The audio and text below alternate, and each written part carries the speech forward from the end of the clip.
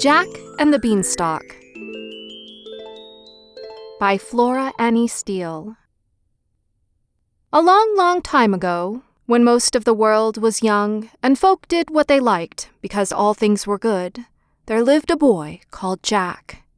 His father was bedridden, and his mother, a good soul, was busy early morns and late eyes, planning and placing how to support her sick husband and her young son by selling the milk and butter which Milky White, the beautiful cow, gave them without stint, for it was summertime. But winter came on. The herbs of the fields took refuge from the frosts in the warm earth, and though his mother sent Jack to gather what fodder he could get in the hedgerows, he came back as often as not with a very empty sack, for Jack's eyes were so often full of wonder at all the things he saw that sometimes he forgot to work. So it came to pass that one morning Milky White gave no milk at all, not one drain. Then the good, hard-working mother threw her apron over her head and sobbed, "What shall we do? What shall we do?" Now Jack loved his mother. Besides, he felt just a bit sneaky at being such a big boy and doing so little to help, so he said, cheer up, I'll go and get work somewhere." And he felt as he spoke as if he would work his fingers to the bone, but the good woman shook her head mournfully. "You've tried that before, Jack," she said, "and nobody would keep you. You are quite a good lad, but your wits go a wool gathering. No, we must sell Milky White and live on the money. It is no use crying over milk that is not here to spill."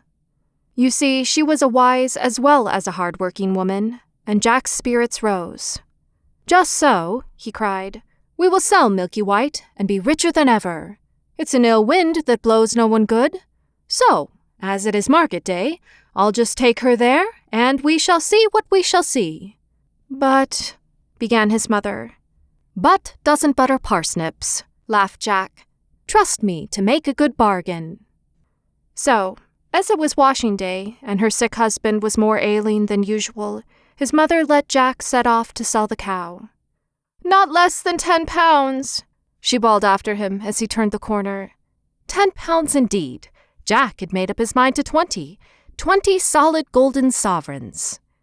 He was just settling what he should buy his mother as a ferrying out of the money, when he saw a queer little old man on the road who called out, "Good morning, Jack."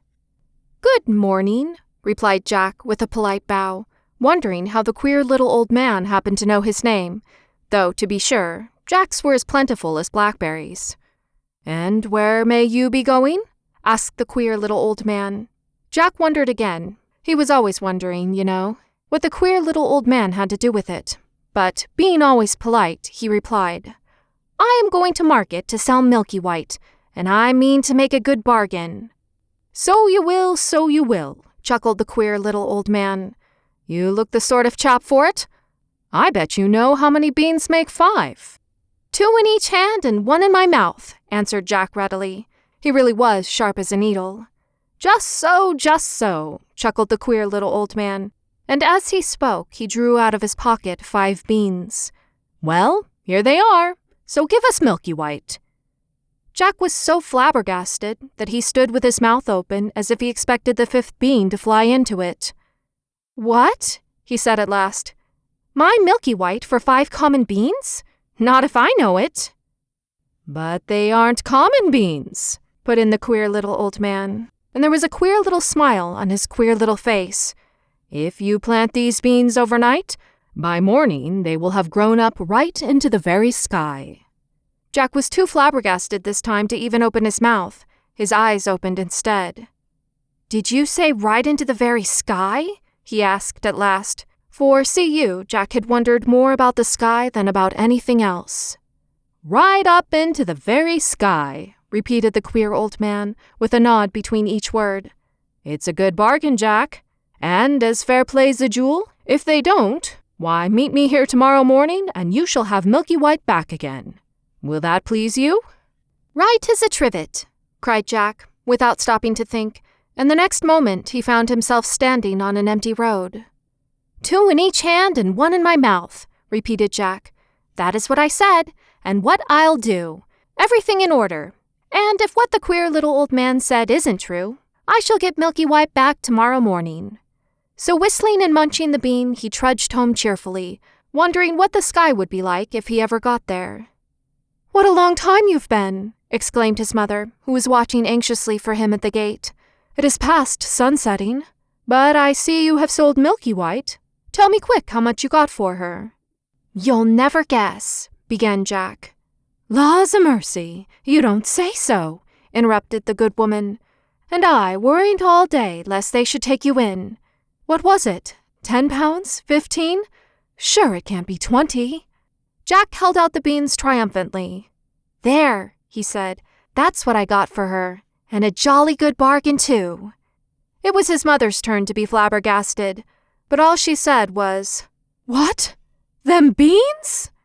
"Yes," replied Jack, beginning to doubt his own wisdom. "But they're magic beans. If you plant them overnight, by morning they grow right up into the sky. Oh, please don't hit so hard." For Jack's mother, for once, had lost her temper and was belaboring the boy for all she was worth. And when she had finished scolding and beating, she flung the miserable beans out of the window and sent him, supperless, to bed. If this was the magical effect of the beans, thought Jack ruefully, he didn't want any more magic, if you please. However, being healthy and, as a rule, happy, he soon fell asleep and slept like a top. When he woke, he thought at first it was moonlight, for everything in the room showed greenish. Then he stared at the little window. It was covered, as if with a curtain by leaves. He was out of bed in a trice, and the next moment, without waiting to dress, he was climbing up the biggest beanstalk you ever saw. For what the queer little old man had said was true. One of the beans which his mother had chucked into the garden had found soil, taken root, and grown in the night. Where? Up to the very sky? Jack meant to see at any rate. So he climbed and he climbed and he climbed. It was easy work, for the big beanstalk with the leaves growing out of each side was like a ladder. For all that, he was soon out of breath. Then he got his second wind and was just beginning to wonder if he had a third, when he saw in front of him a wide, shining white road stretching away and away and away. So he took to walking, and he walked and walked and walked, till he came to a tall, shining white house with a wide white doorstep. And on the doorstep stood a great big woman with a black porridge pot in her hand. Now, Jack, having had no supper, was hungry as a hunter, and when he saw the porridge pot, he said quite politely, "Good morning, Em. I wonder if you could give me some breakfast." "Breakfast?" echoed the woman, who, in truth, was an ogre's wife. "If it is breakfast you're wanting, it's breakfast you'll likely be, for I expect my man home every instant, and there is nothing he likes better for breakfast than a fat boy grilled on toast." Now Jack was not a bit of a coward, and when he wanted a thing, he generally got it, so he said cheerful-like, "I'd be fatter if I'd had my breakfast." Whereat the ogre's wife laughed and bade Jack come in, for she was not really half as bad as she looked.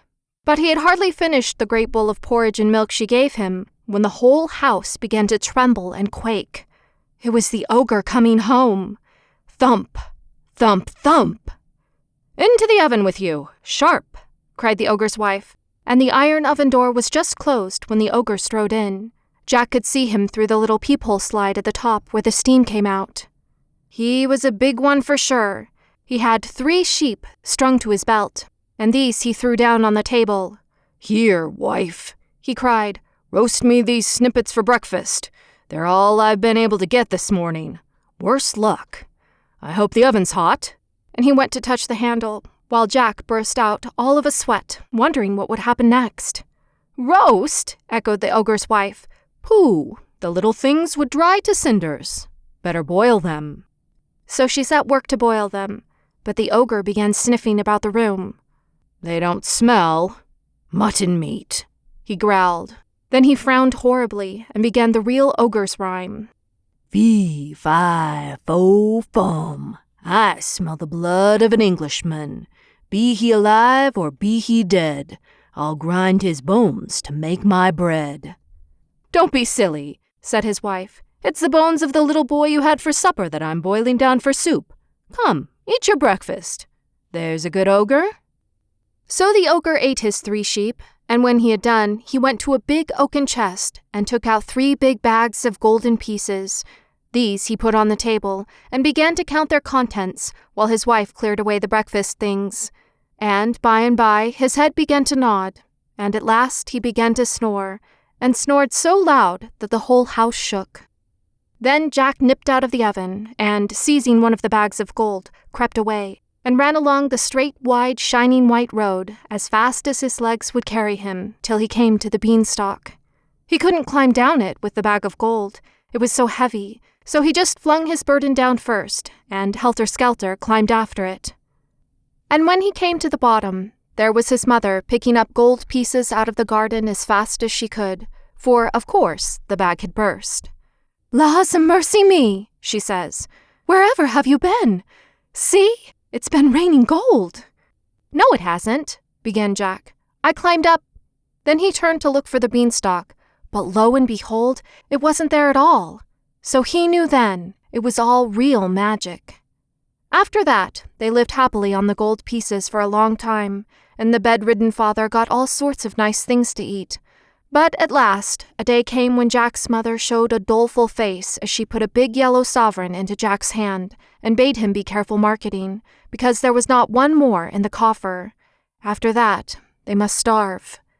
That night, Jack went supperless to bed of his own accord. If he couldn't make money, he thought, at any rate, he could eat less money. It was a shame for a big boy to stuff himself and bring no grist to the mill.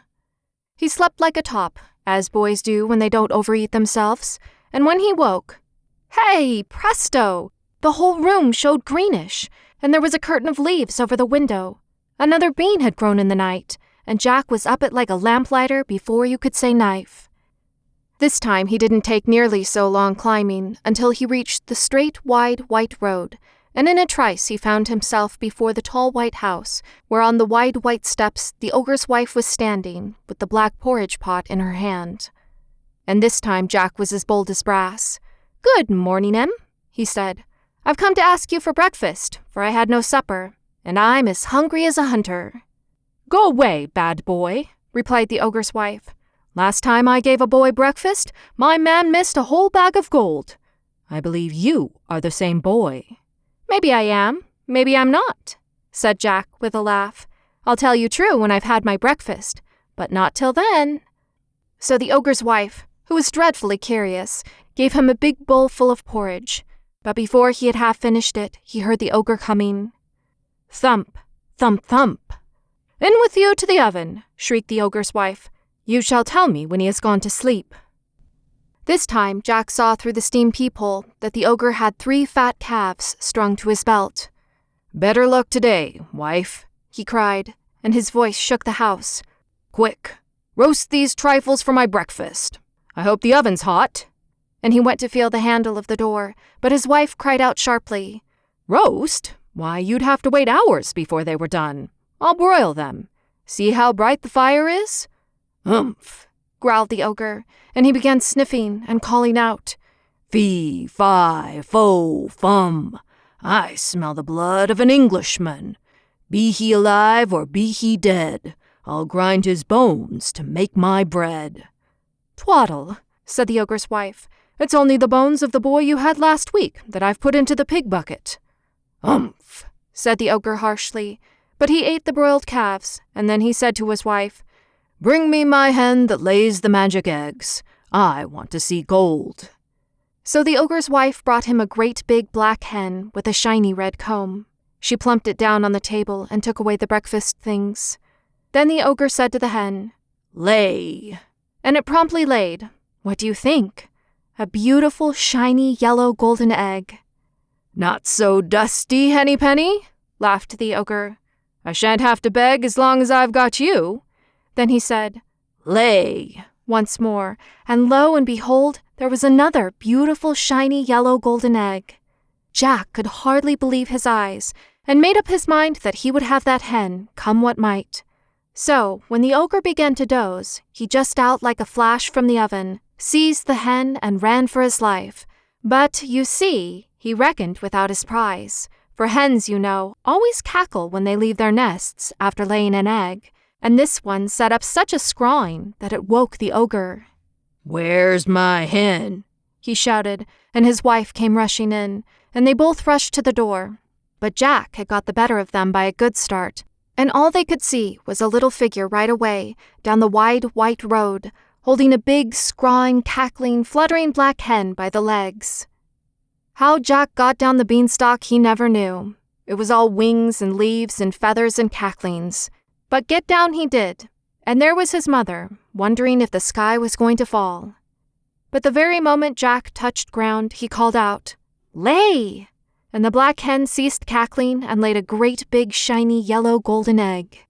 So everyone was satisfied, and from that moment everybody had everything that money could buy, for whenever they wanted anything, they just said "lay," and the black hen provided them with gold. But Jack began to wonder if he couldn't find something else besides money in the sky. So one fine moonlight midsummer night, he refused his supper, and before he went to bed, stole out to the garden with a big watering can and watered the ground under his window. For, thought he, there must be 2 more beans somewhere, and perhaps it is too dry for them to grow. Then he slept like a top. And lo and behold, when he woke, there was the green light shimmering through his room, and there he was in an instant, on the beanstalk, climbing, climbing, climbing for all he was worth. But this time he knew better than to ask for his breakfast, for the ogre's wife would be sure to recognize him. So he just hid in some bushes beside the great white house, till he saw her in the scullery, and then he slipped out and hid himself in the copper, for he knew she would be sure to look in the oven first thing. And by he heard thump, thump, thump, and peeping through a crack in the copper lid, he could see the ogre stalk in with 3 huge oxen strung at his belt. But this time, no sooner had the ogre got into the house than he began shouting, "Fee, fi, fo, fum, I smell the blood of an Englishman. Be he alive or be he dead, I'll grind his bones to make my bread." For, see you, the copper lid didn't fit tight like the oven door, and ogres have noses like dogs for scent. "Well, I declare, so do I," exclaimed the ogre's wife. "It will be that horrid boy who stole the bag of gold and the hen. If so, he's hid in the oven." But when she opened the door, lo and behold, Jack wasn't there. Only some joints of meat roasting and sizzling away. Then she laughed and said, "You and me be fools for sure. Why, it's the boy you caught last night as I was getting ready for your breakfast. Yes, we be fools to take dead meat for live flesh. So eat your breakfast. There's a good ogre." But the ogre, though he enjoyed roast boy very much, wasn't satisfied, and every now and then he would burst out with fee-fi-fo-fum, and get up and search the cupboards, keeping Jack in a fever of fear lest he should think of the copper.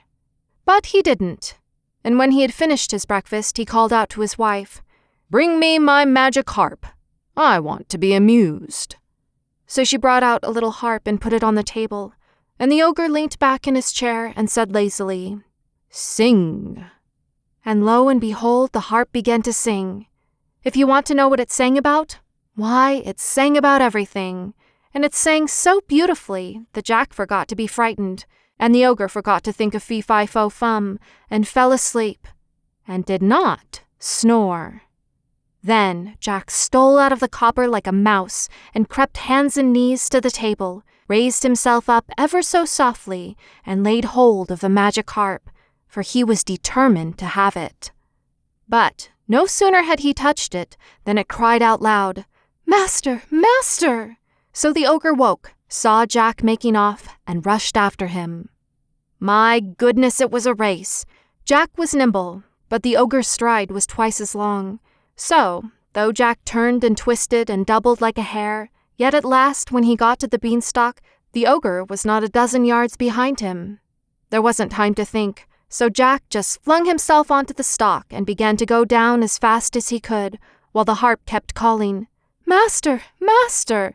at the very top of its voice. He had only got down about a quarter of the way when there was the most awful lurch you can think of, and Jack nearly fell off the beanstalk. It was the ogre beginning to climb down, and his weight made the stalk sway like a tree in a storm. Then Jack knew it was life or death, and he climbed down faster and faster, and as he climbed, he shouted, "Mother, Mother, bring an axe! Bring an axe!" Now his mother, as luck would have it, was in the backyard chopping wood, and she ran out thinking that this time the sky must have fallen.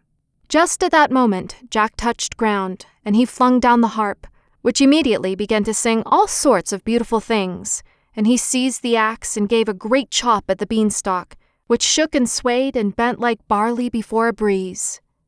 "Have a care!" shouted the ogre, clinging on as hard as he could.